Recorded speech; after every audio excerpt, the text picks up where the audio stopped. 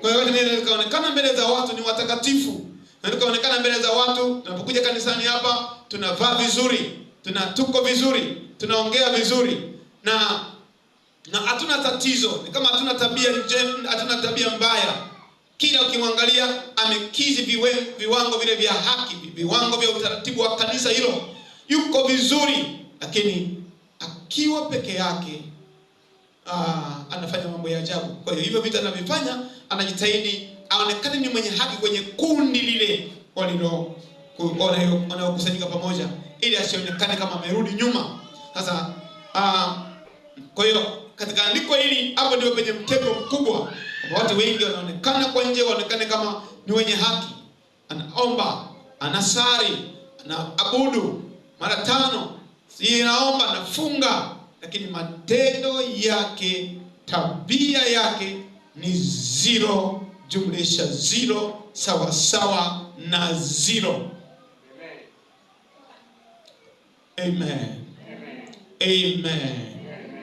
Na wanasema ndiposa watu hawa ndio watakaokuwa wanalia siku ya mwisho, na watamwambia Bwana, mbona mimi sijasikia jina langu wakati niliwaona mayatima, wakati niliwahudumia wajane, wakati nilitoa sadaka, wakati nilikuwa mwaminifu kuhudhuria ibada, wakati mimi nilikuwa kwenye kundi la watu waliokoka.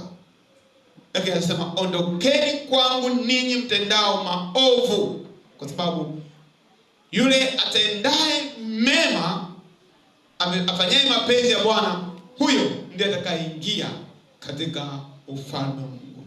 Wengi wanafanya mapenzi ya dini zao, wanafanya matakwa ya dini zao, lakini si Mungu. Mungu anamkataa. Wako tayari kutii maagizo ya wanadamu, wako tayari kutii maagizo ya dini, wako tayari kutekeleza maagizo ya dini kwa gharama yote, lakini si ya Mungu.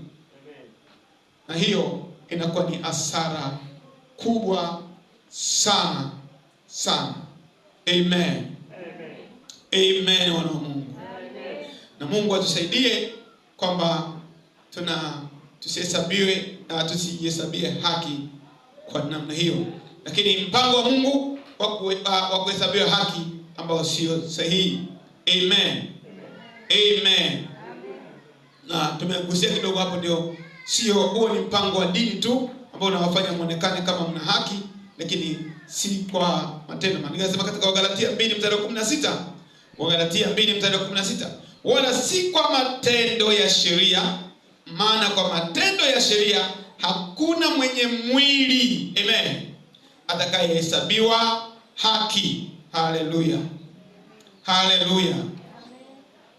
Kwa hiyo maana yoyote ile ya mwanadamu kujionyesha na kujisafisha moyo wake, matendo yake mbele za watu, yote hiyo inakuwa ni kazi bure. Kuna wengine wanajionyesha ni watakatifu ili tu washiriki sakramenti, maana wameambiwa usipokuwa hivi huwezi kushiriki sakramenti, huwezi kubatizwa, huwezi kufanya hivyo. Atajitahidi kuhudhuria ibada, aonekane ili mtoto wake aweze kubatizwa, ili aweze kuwa anapata sakramenti, ili aonekane na yeye ni muumini. Kama hivi tunavyosema, ni muhimu kwa kila mtu ambaye ameokolewa na kuwa mwana wa madhabahu hii, kuwa mwaminifu kutoa fungu la 10. Sasa mtu mwingine, hilo peke yake haiwezi kufanya uende mbinguni. Amen. Unaweza kuwa mwaminifu sana kutoa fungu la 10, lakini kama matendo yako hayako sawa, ni kazi bure. Ni kazi bure. Mwingine anafanya hivyo ili ajazikwe vizuri na mchungaji na kanisa. Anafanya matendo mazuri ili tu aje ahudumiwe na kupewa huduma za kichungaji. Sasa mazingira ya namna hiyo, ukifanya hivyo kwa ajili ya kuwapendeza wanadamu na mambo mengine unayofanya ya sirini, hasa hiyo ni kazi bure. Tuko pamoja, wana wa Mungu? Tuko pamoja? Na Bwana atusaidie kutufanya tutende matendo mema ya Bwana, tuwe miongoni mwa watakatifu katika jina la Yesu. Mpango wa Mungu wa kuhesabiwa haki, mpango wa Mungu wa kuhesabiwa haki. Utaangalia katika Warumi 5 mstari wa kwanza. Warumi 5 mstari wa kwanza, maandiko yanasema, basi tukiisha kuhesabiwa haki itokayo katika imani, na tuwe na amani kwa Mungu kwa njia ya Bwana wetu Yesu Kristo, kisha kuisha hesabiwa haki na Mungu wetu kwa imani. Amen.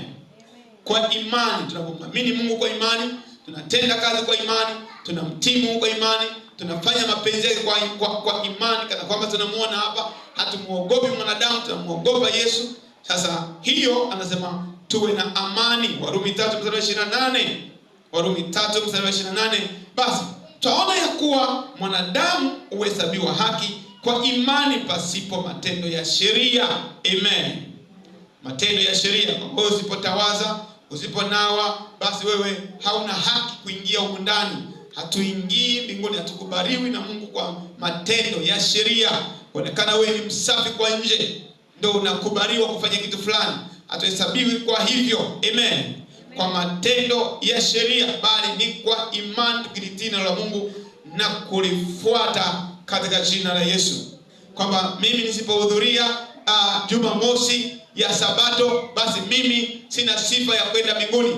Hayo ni matendo ya sheria. Kwa hiyo mtu atajitahidi ahudhurie siku ya Jumamosi, anajitahidi asifanye kazi Jumamosi, atajitahidi atulie tu nyumbani, apumzike nyumbani, na wakati huo anajihesabia haki sasa, kwamba kwa matendo haya nimefanya haki na nitaenda mbinguni, bila kujali matendo yake, tabia yake nyingine. Hiyo yote inakuwa ni kazi bure. Sasa maandiko yanatuambia hatuhesabiwi haki kwa matendo ya sheria, ya kushika siku, ya kutokula nguruwe, ya kutokula kambale, ya kutokula hiki na kile. Na tuhesabiwe kwa sababu siri hiki, siri kile, basi mimi niko sahihi, nitaenda mbinguni. Hatuhesabiwi haki, hatuhesabiwi utakatifu. Haki yetu ya kwenda mbinguni kwa kufuata matendo ya sheria. Amen. Yohana 3:3.